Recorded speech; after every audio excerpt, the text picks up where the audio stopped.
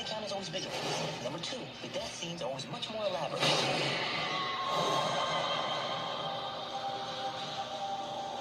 What do you know about trilogies? Well, all I know about movie trilogies is that in the third one, all bets are off. Hello, Sydney. Welcome to the final act.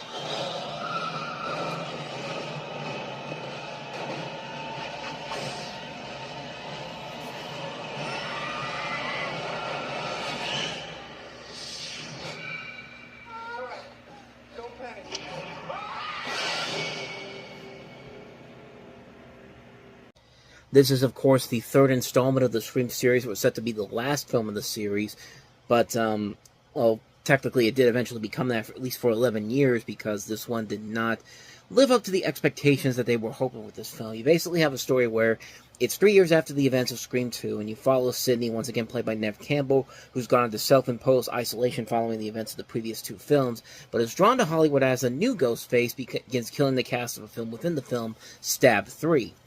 Scream 3 combines the violence of slasher genre with comedy and whodunit mystery, while satirizing the cliches of film trilogies. But unlike the other previous Scream films, there is more of an emphasis on comedic elements in this installment because the violence and horror are reduced down in response to increased public scrutiny about violence in media, following the Columbine High School massacre, which really automatically makes this less than the previous films, but it makes it even worse when you realize that Kevin Williamson, who wrote the first 2 films, had a 5-page outline for what he wanted for 2 sequels to the Scream films when auctioning off his original script, hoping to entice buyers with the potential of buying a franchise. And the writer that they got for this was Aaron Kruger. Now, Aaron Kruger is a guy we've talked about before. He's written a couple of notable films from last year, most notably Arlington Road, but this was the film this was around the time when he was a big name, and he got these various different scripts to write for.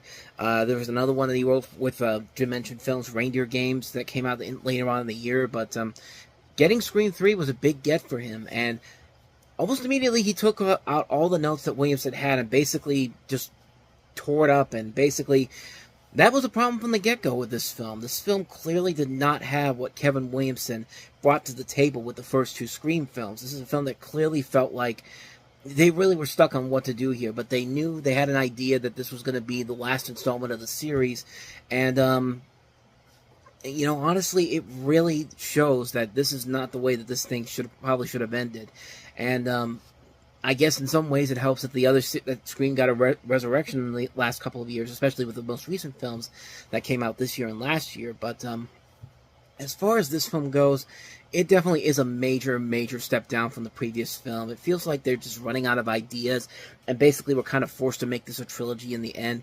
It's interesting because this film took a whole different turn once they found out about the scandal with Harvey Weinstein. I'm reading on here about, several publications noted the parallels between Weinstein's behavior and the themes of abuse featured in the film, particularly those with Maureen Prescott, who's played by Lynn McRae. Basically, they're saying... Let me find it again. Here we go. The late mother of the film series protagonist, Sydney. In 2017, Kristen Janssen Kim noted the scene in which John Milton, played by Lance Henriksen, discusses taking advantage of aspiring actresses. The film's editor, Patrick Lussier, discussed those particular themes of Wes Craven's approach to them, saying of Henriksen's character, Wes, I think, was very interested in the character and not necessarily the villain. He certainly is a villain, but a catalyst for the villain's motivation. He's really the spark of events, or retcon that he is the spark for events in the entire series. And then not but a year after this one of the people, Adam White, wrote that the film was an angry indictment of sexual misconduct in Hollywood, predatory men, and the casting couch. He noted several instances of transactional sex within the film, including the characters of Jennifer and Angelina both making references to having sex in filmmakers in order to secure roles in the fictional Stab film. And Carrie Fisher, in a cameo role as a lookalike of Fisher herself, claims that the role of Princess Leia in the Star Wars franchise was won by the one who slept with George Lucas. White also noted that Rose McGowan, who appeared in the first Scream film, later accused Weinstein of raping her in a hotel room a year after the film was released. McGowan revealed in 2017 that she received a $100,000 settlement as a result of the action. And Emma Fraser for Sci-Fi Wire commented that throughout the series, the late Maureen is slut-shamed and victim-blamed. Fraser has also lamented the film's lack of exploration of these themes, stating that the film could have been a fascinating look at the crimes of this industry and the relationship horror has with sex, which... that's really an interesting way to kind of look at this, honestly, and it's really hard not to look at it that way after what happened with Harvey Weinstein, but I am glad to see that the Scream series kind of got away from that and kind of returned to form what made the Scream film so special with the most recent films, but it's kind of hard not to notice there. And their attempts to try to satirize themselves, it says a lot when Scary Movie, the Keenan Ivory Wayans movie, did a much better job of making fun of itself, the Scream series, than the Scream series tried to make fun of itself. And that one was much more successful. It was kind of like the equivalent to Airplane. When that came out in 1980, it was supposed to satirize the whole thing of the disaster movie, and ended up being the thing that gave the disaster movie its last downward spiral before they stopped making them all together. So we'll eventually get to Scary Movie once we get later on into the summer. But bottom line here is that Scream 3 definitely is a very underwhelming film, especially compared to the first two movies. And yeah, like I said, I'm glad they got back on track with the most recent films, because man, this and Scream 4 were definitely not the ones that this series should be proud of at all. So yeah, that's Scream 3. Disappointment to start the month off. And here's another disappointment, Gun-Shy. New York's most stressed out cop Maybe you got that weird sleeping disease. Narco sleepy. might have a chance with the city's most charming nurse. Where you from? Top of the morning to you. If the mafia's worst assassin Put your hand on the table. I won't say it again. The paper. Let the neighbor go. doesn't find him first. That's the guy who's gonna kill me. You are a deranged nut. Ah, but am I an attractive nut? Gun-Shy, rated R. Funny thing, I had no idea Sandra Bullock was in this movie, and knowing that Sandra Bullock is one of the leading stars in your movie and you don't have no idea what the hell this movie is not a very good sign. And she doesn't even appear on screen until over a half an hour into the movie. So, yeah, you can see why this one is not well known. They basically have a story here where Liam Neeson is an undercover DEA agent who almost gets killed, and to continue with his mission, he needs to attend group therapy. You also have, like I said, Sandra Bullock. Oliver Platt is also in the film. The director of this is mostly known for directing episodes of 21 Jump Street and the spin-off series Booker. That was 10 years ago. You can kind of see where the problems of this movie start to take place. And like I said, if you have a movie in 2000 and Sandra Bullock is in it and you've never even heard of it, Sandra Bullock and Liam Neeson to boot, that's not a good thing for this movie. And this thing came and went. Nobody went to see this film. Nobody even knew it even existed. But it just was a mess on so many levels. It was one of Sandra Bullock's earliest produced films she had under a company at the time, Fortis Films. But the humor overall just really, the movie does not know how to sell itself. It's mostly lowbrow comedy, basically associating itself with fart jokes and gay jokes.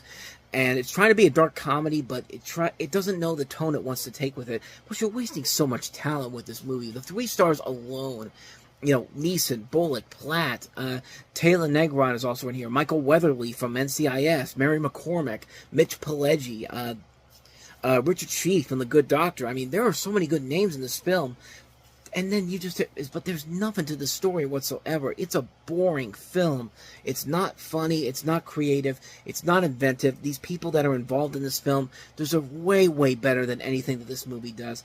And you can see why they dumped this movie out, because it was dead on arrival right from the get-go. And it's a bad film. Avoid this one like the plague. Like, these people ought to be ashamed of themselves. Sandra Bullock ought to be ashamed of herself. Her name is all over this. And now I know why this movie doesn't exist for a lot of people, because it's not a very good film. So, yeah, so that's Gun-Shy for you. Come to the beach with me.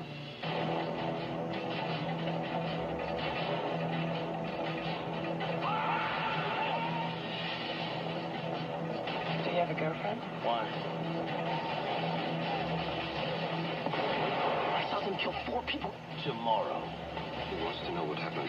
Out of the question. Paradise has its price. May God take your soul. Leonardo DiCaprio. The Beach, rated R. Tomorrow, only in theaters. So this is based off of a novel of the same name, and it centers around a young nicotine-addicted traveler named Richard, played by Leonardo DiCaprio, who's an avid pop culture buff and a particular love for video games and Vietnam War movies, which...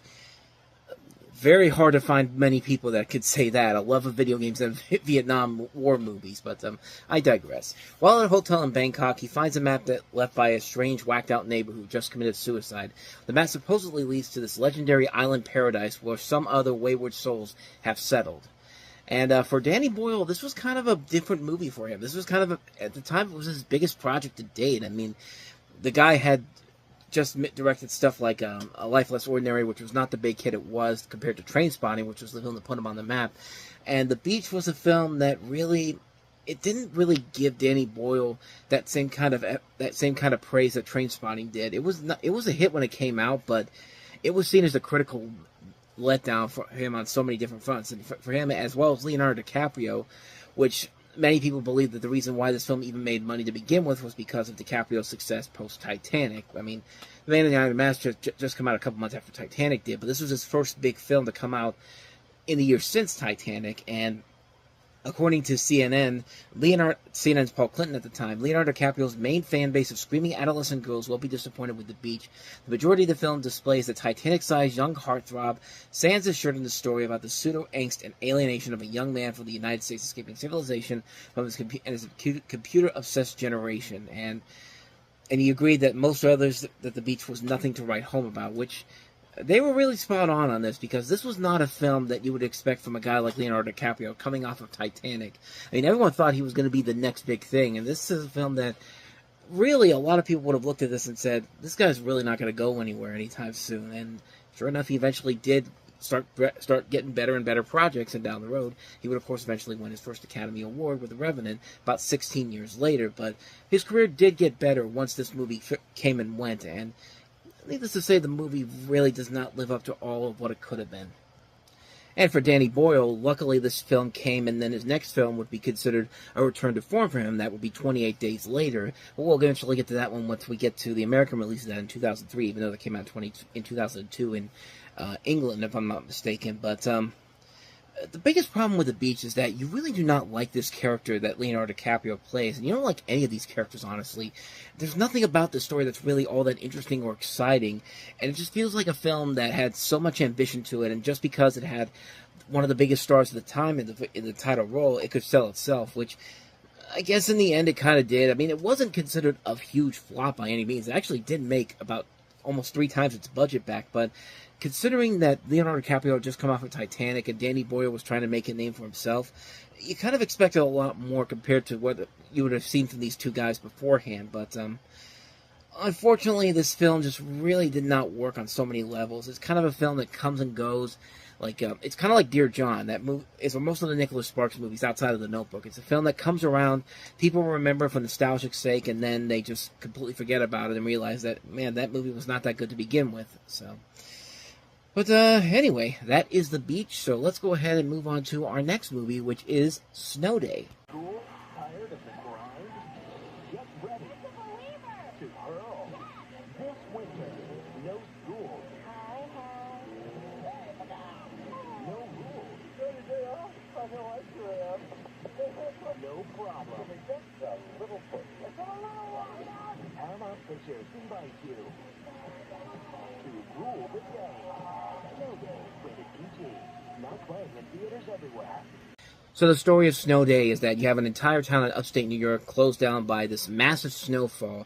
A snow day begins when a group of elementary school kids led by Natalie Branston trying to ensure that the school stay closed by stopping a mechanical snowplow driver by trying to hijack his plow truck. Meanwhile, Natalie's brother Hal is using the day to win the affections of Claire Bonner, played by Emmanuel Shariki, the most popular girl in his high school. While Hal and Natalie's father Tom, played by Chevy Chase, is a TV meteorologist facing off against a rival meteorologist for weather coverage of the day's events. And the interesting thing about this movie is that this started off as originally as a film that was as an episode that was intended to be for the Adventures of Pete and Pete, or even a movie version, but they eventually abandoned it and basically decided to remake it as its own movie. This is one of those movies where you take it for what it is. It's a fun little comedy that, for being the 11-year-old that I was when this came out, and the fact that I loved it when snow days happened so I couldn't go to school, it definitely fits the 11-year-old me. It's a decent, fun movie, and most kids around that time period, I think, can really relate to it very well. But, watching it again as a much older person, it's got a lot of flaws to it. It's not the best written script for what it's worth, but it still has a lot there that is a ton of fun to watch. There are some notable downsides to the film itself. Not to say that anybody in the movie is bad. Mostly the casting in the film is where a lot of the weak points are for this film, but the ages for the actors in real life completely don't fit the characters that are supposed to be played. For example, you have people like Emmanuel Shariki and Mark Webber, who are playing these high school students in their mid to high teens. Guess when they were when this movie came out? Shariki was 24 years old, and she was born in 1975.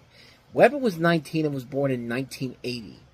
Shyla Fisk, who plays Webber's friend and the love interest, is the closest being in the high school age bracket at 17 at the time of this.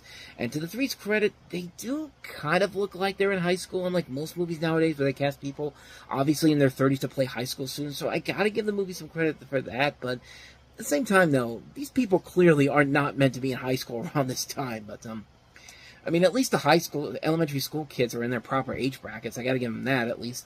And you do get good performances from the adult actors. You've got Chevy Chase having a very good role in here as the father. There was the meteorologist. Chris Elliott's a ton of fun to watch as the snowplow villain. Gene Smart has a couple of funny moments in here. You got Pam Grier, Iggy Pop, John Snyder, Damian Young as Principal Weaver, who has one of the easiest, funniest random gag in the entire movie. He gets pelted by snowballs by everybody. You would think it would be just for the high school students, but then it's just like, nope, it's going to be every single person.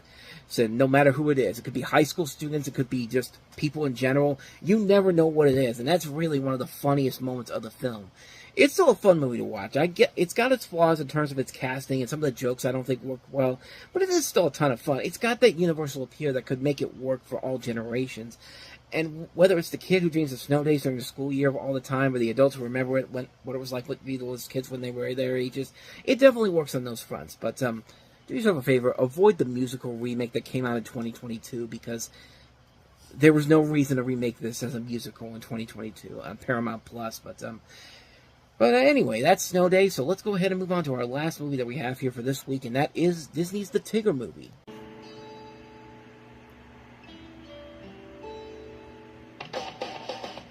Walt Disney Pictures presents an all-new animated motion picture. Hiya, Buddy Bear. The Tigger Movie. I got a mama. Don't you have a family somewhere too? A family full of Tiggers, you say? Can you imagine such a thing? Tigger's looking for his family. Hold on, Tiggers! I'm coming to get you! It's far too dangerous to go out there now. But his friends just want him home. You gotta help me find Tigger. It's all my fault. Tigger!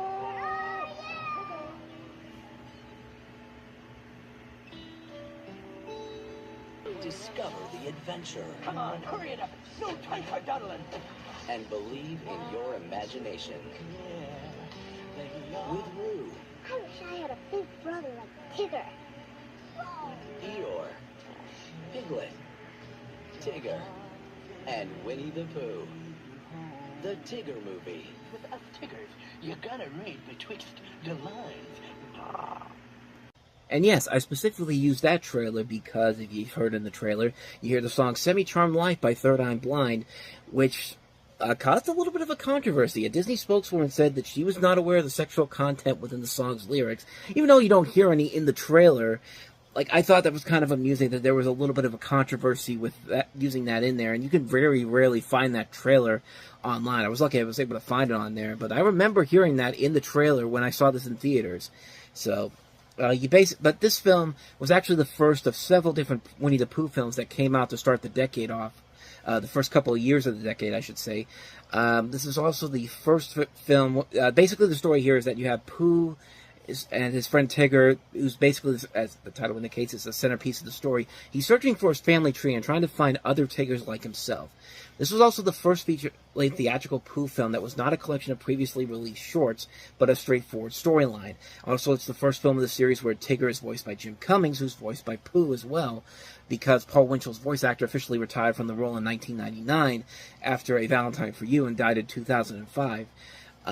This film also features songs by the Sherman Brothers. Originally, the film was supposed to be a straight-to-video release, but Michael Eisner heard the score for the theme for the movie, and they decided to release the film in theaters worldwide. And sure enough, the film went on to become a big success in the process, kind of leading Disney to have a new animated feature outside of the satellite studios coming out to start the year off. But Tigger goes looking for, like I said, Tigger goes looking for his family in the 100-Acre Wood. This is the third theatrical release for Disney Movie Tunes, the same studio that gave us DuckTales, the movie Treasure of the Lost Lamp, a Goofy movie, and then later on would do Teacher's Pet, all of which we've talked about in some shape or form, not either here or on the main website. But with the Tigger movie, you are definitely getting a lot more with what you would expect from not only the studio, but also for a Winnie the Pooh film. The premise is a good premise. Tigger always sings about how the most wonderful thing about Tigger's is that he's the only one, but let's be honest, everybody has to come from somewhere, so why don't we learn more about Tigger's family? Well, okay, to be fair, you don't really need to learn a lot about Tigger's family in this particular movie, but you get the argument I'm trying to make here. It's an exciting adventure to watch, and you want to learn more about where Tigger came from, and the determination to find out where his family is leads to a lot of the more thrilling moments of the film, and I'll delve into that a little bit later on, and trust me, there's a lot of those in the last third of the film. As I said before, this is the first time we're hearing Jim Cummings for the first time as Tigger, a role that he still holds to this very day, and he knocks it out of the park. He does a pretty good job of making his voices sound a lot different compared to, you know, he's got to be Winnie the Pooh in one angle, and he's also got to be Tigger as well, and so you've got those elements there, and you also have a lot of the voice actors from the New Adventures of Winnie the Pooh returning as well, including John Feeler's back in here as well. Peter Cullen's also back as Eeyore. A couple of new additions include Nikita Hopkins taking over as the role of Roo, and Kath Soucie, a prolific voice actress, taking over the role of Kanga, and the recently deceased John Hurt was the narrator of this film. And right from the opening, you can kind of tell this movie's going to be a little bit different than your typical Winnie the Pooh film. I always thought it was kind of amusing how in the beginning Tigger would be jealous of Winnie the Pooh, much like Donald Duck is jealous of Mickey Mouse, and Daffy Duck is jealous of Bugs Bunny. It's a brief scene, but it's a well-done scene. As far as the rest of the movie goes, it is very enjoyable. The animation overall is really nice. The fact that this was supposed to be a direct-to-video feature before the Sherman Brothers came in to write the songs, and it still looks this good and is very rewarding for its own merits. The colors and visuals, especially when we get to the heavier stuff in the film, the winter colors in this movie are so impressive and amazing to look at. There are some good emotional moments in here as well. There's a great connection between Tigger and Roo, and I like the way that you buy their whole big brother, little brother vibe that they have going for each other. Something that they would eventually continue on to other projects as well. Sherman Brothers music, it's the Sherman Brothers. They're usually going to put together really great music, and it definitely shows in the songs that they have in here. It was also a pretty big deal to get them back, because this is the first time they've been working at Disney since Bedknobs and Broomsticks, almost 30 years before this movie came out. They had also done the songs in Snoopy Come Home in the following year, but a 28-year between them, and they come back and do this. It was a pretty big deal for them. A lot of the songs in here are really good. Round My Family Tree kind of sticks out the most to me. Not because of the song itself. It's a great song. But it's weird how it's presented in the movie. It's just weird to see a Winnie the Pooh movie, of all things, using pop culture references. Like you see Jerry Springer and the WWE and Hollywood and all that type of stuff. And there's a lot of them in this one sequence here. Like I said, it's out of the norm, but at the same time, it's still great to look at animation-wise. And again, the song is really good. Your Heart Will Leave You Home is the last song written for the film, and it's a collaboration between the Sherman Brothers as well as Kenny Loggins. Rysher, he described the song as a song about the picture as opposed to the songs of the picture, and it's probably one of the most underrated songs Kenny Loggins has ever done. The third act of the movie is where a lot of the action takes place, and there's just a surprisingly amount of action in this. Like, you thought the scenes in Pooh's Great Adventure were too thrilling for you? Watch the stuff they pull in this third act of the film. I mean, my God. I know that for big screen theatrical adventures based off of TV shows, you gotta have these bigger climaxes, but for Winnie the Pooh, you're not really expecting something epic and insane to happen, like a friggin' avalanche coming down and literally trying to kill all these people, kill all these characters you've come to know and love. It's a little overkill. Like, I know that the whoop-de-dooper, loop-de-looper, alley-ooper bounce, the fact that I actually was able to say that right is amazing, is a recurring thing in the movie, but when does it give you superhero-like abilities to dodge icicles that are literally coming after you as you're trying to get up from this avalanche back onto solid ground? I mean, I guess you gotta suspend your disbelief and just go with it, but because it's running on cartoon logic, and it's a nicely animated sequence, I'm not gonna lie, but there's a lot of thrilling moments that happen in this final act that feels really unnecessary when it's all said and done, but it doesn't ruin the overall ebb and flow of the film. It is a fairly enjoyable movie. It's a nice film, great animation, great music, a nice plot to work off of, great voice work. I like the message of the film. It's nicely done. It can get a little over the top at times, but That's not a bad. It's not bad to say for a Winnie the Pooh movie. There's not a real bad Winnie the Pooh film, honestly, that I can think of when I think about it. It's still a fairly enjoyable movie. If you like Winnie the Pooh, you're definitely going to get what you want here with this. I'd recommend it. The Tigger movie, definitely check it out. On February 18th, Jimmy the Tool was a hitman. Experience the greatest hits of Jimmy the Tool Tedeschi. Everybody does. In a movie that proves there's nothing fun about fun. Life is a comedy. Been in love in 5 years. You're a liar. I've been married. It's all in the execution. That independent. Who's with us? Matthew Perry. The Whole 9 Yards. Rated R. Starts Friday, February 18th. So the story of The Whole 9 Yards is that, Matthew Perry is this mild-mannered dentist who travels to Chicago to inform a mob boss about the whereabouts of his new neighbor, a former hitman with a price on his head, played by Bruce Willis. You also see Natasha Henstridge is in here, Amanda Peet, Michael Clark Duncan, Rosanna Arquette, Kevin Pollak. This is a film directed by Jonathan Lynn. He's made a lot of really good movies, especially in the 90s. Stuff like, great stuff like My Cousin Vinny. In fact, his whole career in general has been mostly pretty good. I mean, he's made Clue, My Cousin Vinny, The Distinguished Gentleman, Sergeant Bilko's a very underrated film, as is Trial and Error.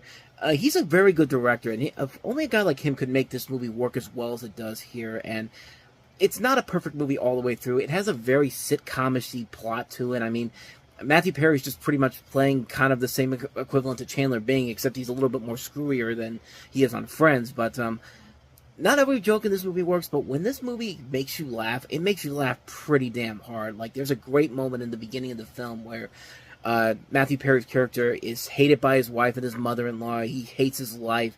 He's about to go to work, and then as he turns the car on, he turns it off, and then there's just this brief moment of just pause, and then all of a sudden he just snaps and goes like boom, boom, boom on the thing, like hitting his head on the steering wheel on the car, and you hear the horn going off, going brim, brim, brim, and he does that once. He does that not just once, but twice in that one scene. It's really hilarious stuff, man. I love that scene so much. That's my favorite scene in the movie. But Bruce Willis and Matthew Perry work off each other very well overall. They are very funny in the roles that they're in. They have a good chemistry together, and it's one of the things that keeps these movies together. I mean, The Whole 10 Yards is not a very good movie, the sequel to this, but it has a great moment between the two of them that makes me keep that movie in my collection, because I just love that scene in the bar where they're sitting there with the pyramid of shot glasses, and Bruce Willis is just like, what is this thing that put right here? And Matthew Perry's just like, that's the thing we've been building for the last 3 hours. It's just like, get it out of here. Why? Because I hate it. And then Bruce Willis just headbutts into it. Like, little moments like that make these movies at least watchable. I really like this one a lot more than the second one, obviously. The second one is not a good movie. It's a PG-13 sequel to an R-rated film, but it's just a funny movie, man. Like, it's very silly. It knows it's very corny at times. It knows its story is very sitcom-y, but it just works because there's a really good cast involved in here. They don't overstay their welcome. They know exactly what to do to make you laugh, and the movie works for itself on its own merits. And again, it's with this director, Jonathan Lynn. I think that the film helps the film carry more of a weight to it than most films like this would. I mean, I don't think any other director probably could have made this work as well as Lynn could, but the film overall is good. It's not a great comedy by any means. It's not one of the great comedies you ever see, but it does more than enough to make you laugh at least a couple of times in the film, to make you satisfied that you saw it. It's got a great cast to make itself work. It's a really fun film. I enjoy it a lot.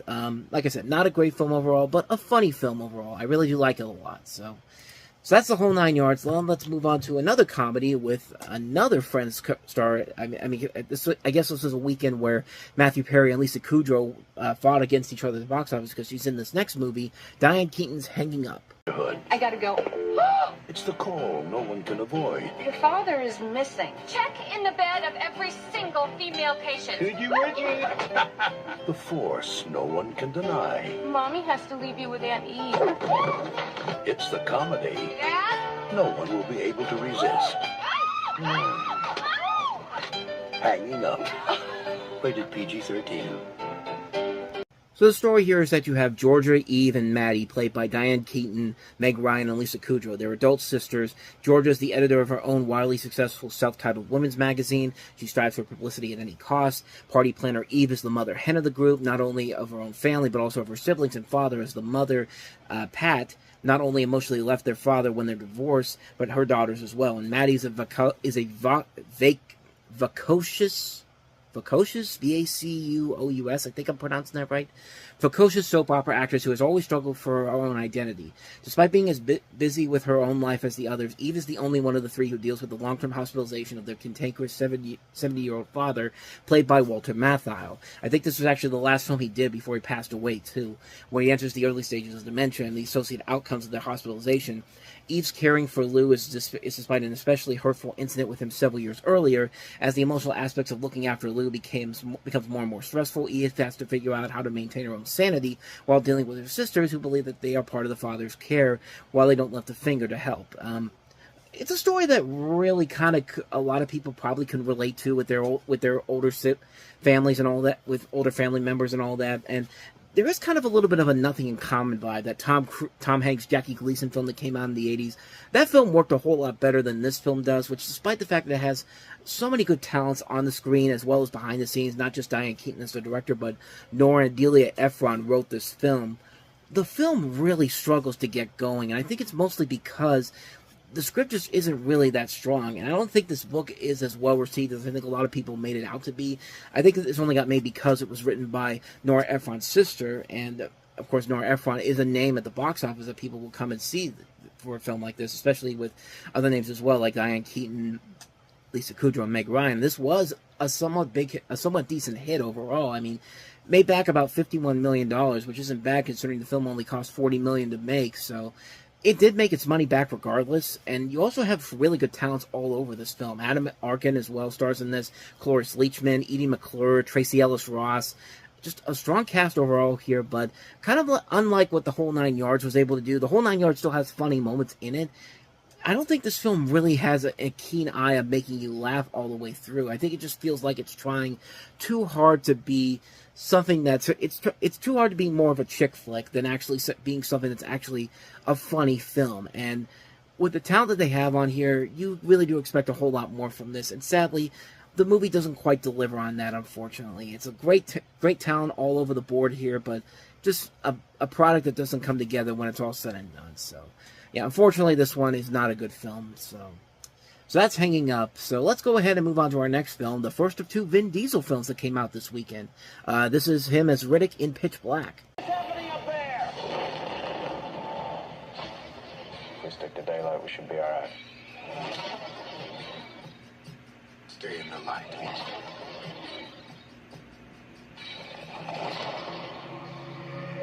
What do my eyes see? Eclipse.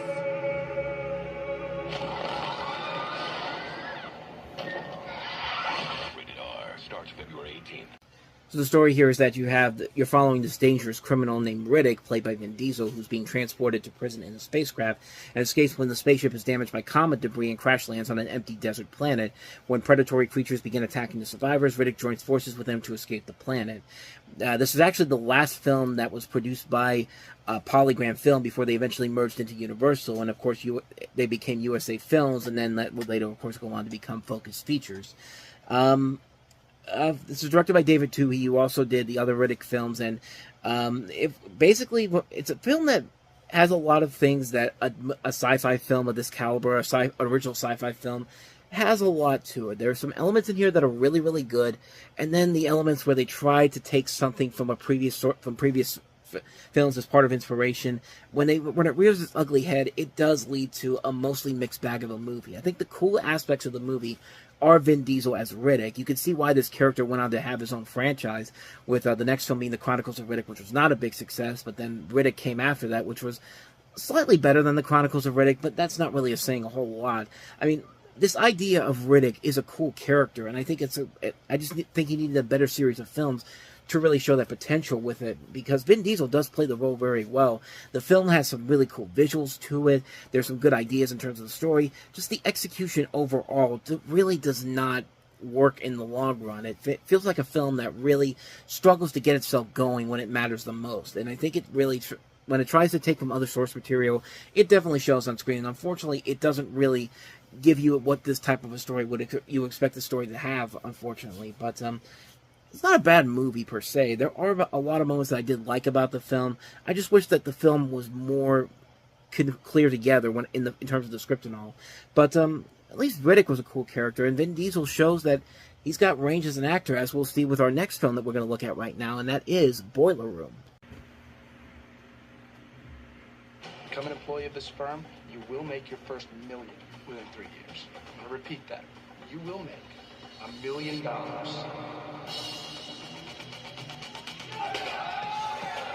At the stock trading house of J.T. Marlin, a new generation is building their fortune. So I want you to go out, buy yourselves a new car. Go buy yourself a house.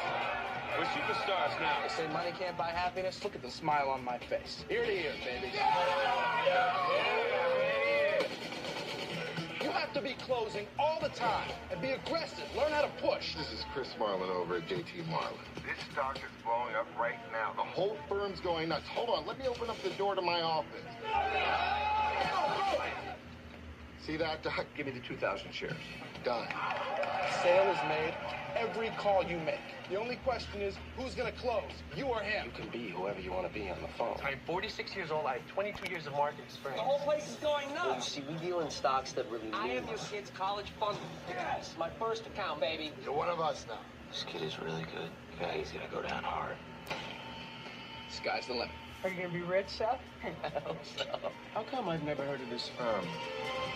I saw John shredding a bunch of documents. So why would you want to look too deep into something? I mean, you're not curious? What are you doing? Man, these guys are no joke. I figured out how Michael's making his money. We're selling stock to companies that don't exist. FBI, we'd like to talk about your relationship with Seth Davis.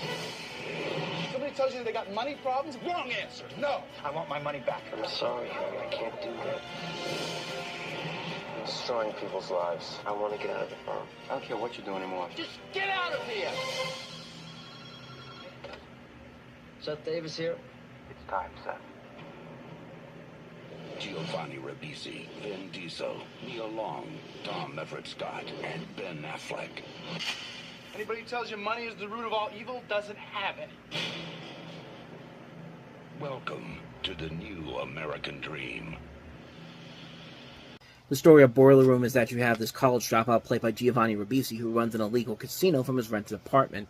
Driven by his domineering father's disapproval as an illegitimate existence and his desire for serious wealth, he suddenly finds himself seduced by the opportunity to interview as a trainee stockbroker for a recent acquaintance, played by Nicky Katt. Walking into the office of J.T. Martin, a small-time brokerage firm out the outskirts of New York, he gets an aggressive cameo performance from Jim, played by Ben Affleck, that sets the tone for a firm clearly placing money above all else. Steph's fractured relationship with his father and flirtatious glances from a love interest played by Neil Long are enough to keep Steph motivated in his newfound career. As he begins to excel and develop a love for the hard sell and high commissions, a few chance encounters lead Steph to question the legitimacy of the firm's operations, placing him once again at odds with his father and what remains of his mortality. It has homages to Wall Street and Glengarry Glen Ross, and it's a directorial debut for Ben Younger, who's directed films such as Prime and also Better Than Bleed for This, which Bleed for This... it was alright for what it is, but I really like Prime. I think that's a very underrated comedy with Meryl Streep and Uma Thurman and Brian Greenberg. It came out a couple years after this, but like I said before, man, this movie shows Vin Diesel is actually a really good actor. Like, he really is trying to do some stuff in this movie that you don't associate with the Fast and Furious or Guardians of the Galaxy or even with the Riddick films. Like, he's proven time and time again that he is a very solid actor overall, and he's working with a great ensemble of Ribisi, Long, Affleck, Katt, Scott Kahn, Tom Everett Scott, Rod Rifkin, Jamie Kennedy, and this director Ben Younger does a pretty good job of handling this. I do kind of wish he made some more films because he's shown his potential and range as a director over the years, but yeah, this film takes a lot from previous films. Like, it has a lot of inspirations from stuff like Wall Street, Glengarry Glen Ross. I wouldn't be surprised if there's a little bit of the story of the Billionaire Boys Club too, as well, thrown in here as well. But it does make for a very intriguing film that really is not that long, all things considered. It's only about 2 hours long, which it seems long, but it moves at a smooth enough pace where you do get the gist of what they're trying to go for here, and you're kind of interested in how it's going to turn up in the end. I think it's a well-made film overall. Definitely a very underrated film with a lot of great talent involved here. If you haven't seen Boiler Room, I highly recommend checking out. It's definitely worth a watch. An innocent man into their game. We're taking down that casino. You're the guy that's going to tell us how. They outnumber him. Just give him what he wants. They outgun him. But he has one chance. We have to get him to outsmart them. We ought to do this. We ought to do it. Critics call it the most entertaining thrill ride of the year. Bristling with twists, turns, shocks, and surprises. Ben Affleck, Charlize Theron. Game's over. Not yet. Reindeer Games, rated R. The game is on Friday in theaters everywhere. So the story of Reindeer Games is that you have this guy who's been in prison for 6 years on a Grand Theft Auto charge, played by Ben Affleck. He stays away from release as is his cellmate Nick, who's serving a 2-year sentence on a separate charge. Nick has a number of pictures from a romantic correspondence with a woman named Ashley, played by Charlize Theron. He has never met, but is waiting for his release. Rudy's looking forward to returning to his family and having a fresh cup of hot chocolate. However, Nick is killed defending Rudy during a prison riot. When Rudy is released the next day from prison, he recognizes Ashley waiting outside the prison for Nick, and Rudy takes his place pretending to be Nick. Nick has spoken of his previous employment in security with an Indian casino, and Rudy finds himself involved with Ashley's criminal gunrunner brother, played by Gary Sinise. Rudy is violently coerced to cooperate with a Christmas Eve casino robbery scheme that Gabriel and his gang had been planning for, with Nick's casino knowledge as the key. Things, of course, don't go as planned, and a number of plot twists and double crosses happen, and certainly this is one of those movies that really, the history behind this film is pretty intense. I mean, this was a film that was originally screened to test audiences with a mixed response, which led to a lot of scenes getting reshot. There was additional editing. In fact, the release date for this was pushed back from Christmas to February, which, releasing this in February and having this Christmas setup makes no damn sense whatsoever. And you could tell that this film was pushed back because of those bad test screenings. And even if they put it out at Christmas, honestly, this film really would not have done well because the film itself is not that good. And it also doesn't help that there's like a number of different cuts of this movie. There's an extended director's cut. There's another cut that has a much more explicit sex scene between Ben Affleck and Charlize Theron that was different from the one included in the unrated cut. John Frankenheimer himself explained that he had to cut that for the theatrical release because he thought the film was going to get an NC-17 rating because of it.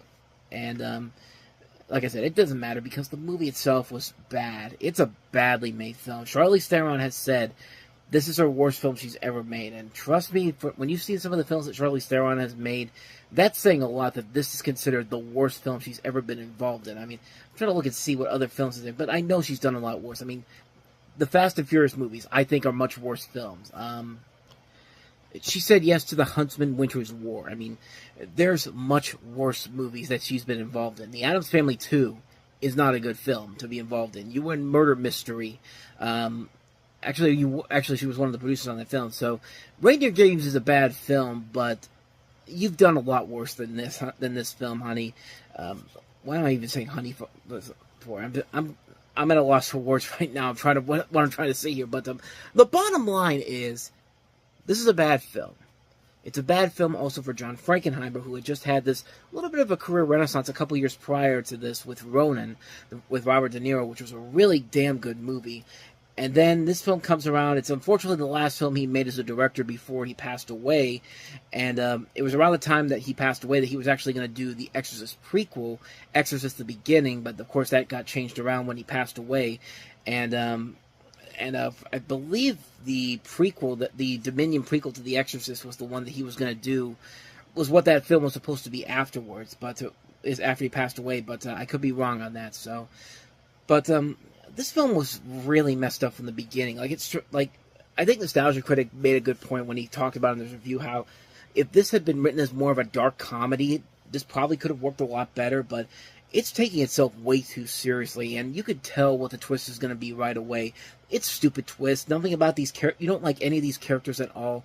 The Christmas setup should be fun, but it just isn't, and the movie is just a mess. It's a massive mess on so many different levels, wasting a very good talented cast and a decent director, a really good director and a decent writer in Aaron Kruger.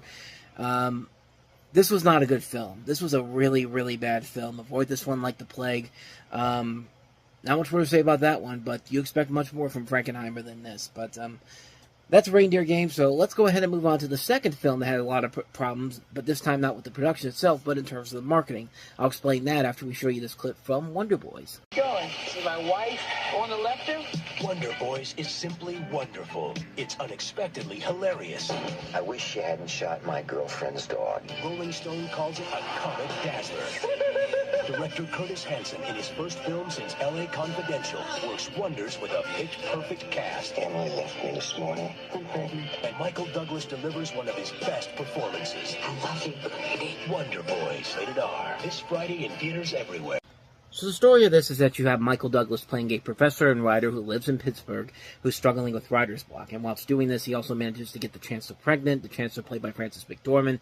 In the meantime, he and a college student played by Tobey Maguire, are trying to find a rare jacket once owned by Marilyn Monroe, and a college girl played by Katie Holmes is boarding with Grady, has a bit of a crush on him. Now, on paper, this does not seem like the type of film that would have problems in terms of its marketing, but Paramount, when they put this out, they had a poster of Michael Douglas on the front of it. It's just him looking at you, like giving this kind of a creeper smile to him. Like the film had no idea the biggest thing with this movie is that they had no idea how to sell this film and market the film. And so what happened was, basically a lot of critics said that the film's initial ad campaign for the film was didn't help have the film with a mainstream audience. But the Wall Street Journal said that Douglas's work in the film is great, but criticized the poster, which is just a headshot of Douglas. And someone else said that the film's ad poster brings Elmer Fudd to mind. And Hanson said that the poster made Douglas look like he was trying to be Robin Williams, which, yeah, the more I look at it, he looks like a wannabe Robin Williams. And in an interview with Amy Taub, Hanson said the very things that made Michael and I want to do this movie so badly were the reasons that it was so tricky to market. Since films go out on so many screens at once, there's a need for instant appeal, but Wonder Boys isn't easily reducible to a single image or a catchy headline. So basically what they did was that Hanson thought the studio played it safe with the ad campaign. If you see the trailers for this, it's much different compared to the trailers that came afterwards. They also released it a week after the Oscar nominations were announced, and they spent more money promoting the films of theirs and were nominated, not on Wonder Boys. So basically what happened was they pulled the film out of theaters, they quickly canceled the video release, and Hanson and Scott Rudin, the producer of the film, lobbied to have it re-released. So they basically waited about February, March, April, May, June, July, August, September, October, November, 10 months. They waited 10 months to re-release this movie in the theaters. They created a brand new poster, a brand new advertising campaign that emphasized the ensemble cast. I mean, the trailer is literally a longer version of that commercial you just saw. And it's a bit much. I mean, unfortunately, it didn't really help itself in the long run when this film made it back to theaters. I mean, this thing cost $55 million to make, and it was considered a bomb, grossing only $20 million here in the States and another $14 million in other countries as well. But actually, it doesn't say what the film did in November. Let me check real quick. Okay, this re-release did not do very well. I don't know if Paramount had planned to put this film on wider release or not, but when it opened up in November, it did not make much of an impact afterwards. It only brought in $87,000, and I think it opened up on a Wednesday, too, in November, so that's not a good sign for this film. But is the movie itself bad? I mean, Curtis Hanson is a very solid director. We've talked about a lot of his movies on this show. We talked about Bad Influence. We talked about the L.A. Confidential, which is one of my favorite films, and this was right in the middle of a really good hot streak for him. He had this, L.A. Confidential, 8 Mile, Inner Shoes, which is a criminally underrated Cameron Diaz movie with Toni Collette. He also had Too Big to Fail, and he hasn't made a film since Chasing Mavericks, which, I don't know, I don't think he passed. Oh, he did pass away. I thought he was still making movies, but no, he died back in 2016, and that really kind of explains why he hasn't made movies since then. But this is not a bad movie. It's hard. I think they basically summed it up. It's really hard to sell this film. I mean, the reason why, like I said, the reason why Hanson and Douglas wanted to work on this was because they knew the challenge of marketing this movie was not going to help them in the long run, and the results speak for itself here. It's really hard to really get a grasp on how to sell this film to people, but it's still a really solid film. It's a really well-done dramedy in a way. Michael Douglas is great in the film, so is Robert Downey Jr., so is Tobey Maguire. Phenomenal cast overall in this film. I mean, I mean, Douglas McGuire, McDormand, Holmes, Rip Torn, Downey Jr., Richard Thomas, Jane Addams, Alan Tudyk, I mean, Philip Bosco. I mean, there's just a phenomenal cast in here, and there are a lot of really good ideas to this film overall. And again, maybe it's just because it's shot in my near my home city. I mean, this is just a film that I've always had this thing with films shot in Pittsburgh. I mean, I just kind of have to really.